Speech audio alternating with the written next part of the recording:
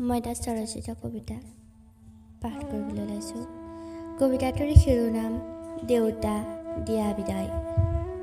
দেউতা দিয়া বিদায়, গধূলি হ'লেই গোহালিৰ জপনাখন মাৰি, পদূলিত ৰৈ নাথাকিবা চাই। পখিলা খেদি খেদি তোমাৰ মাজনী, আজিৰ পৰা নাচি বাগি ফুটুকটুকীয়া ফ্ৰক পিন্ধি, ভাহি নাহে আবেলিৰ বতাহ ছাতি। পদূলি মূৰৰ কৃষ্ণচূড়াৰ পাহিবোৰো উৰি গ'ল সময়ৰ সোঁতত।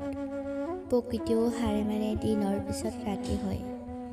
খিৰিকীৰ ফাকেৰে জুমি চাওঁ অতীতলে, খৰাহী পাচি আৰু যে তোমাৰ বাঁহ পেটৰ হাতৰ কামসমূহ।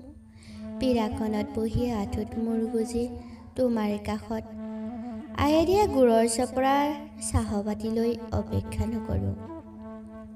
দেউতা বিবাহ বোলে সামাজিক পৰম্পৰা, মুখত হাঁহি লৈ এবুকু বিখি লৈ ৰভাৰ তলিত উথপ থপ কৰি আছা।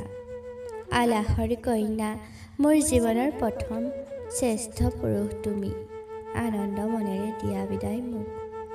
তোমাৰ দায়িত্ববোৰ সঁপি দিয়া হোমাগ্নি সাক্ষী কৰি দ্বিতীয় শ্ৰেষ্ঠ পুৰুষজনক, যাৰ মাজত সকলো সম্বন্ধ বিচাৰি পাওঁ।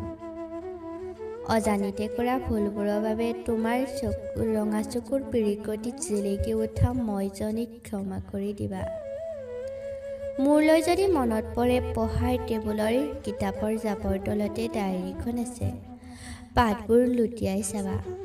ৰভাৰ তলৰ চুকৰ খুটা দাউজি নিস্তব্ধ কিয় হৈ আছা দেউতা? দেউতা চোৱা মোৰ কপালত সেন্দুৰ, শিৰত চন্দ্ৰতাপ খনি চিৰজীৱন হ'ল লগৰী। দেউতা দিয়া বিদায় আশীষ নিৰ্মালী। ধন্যবাদ।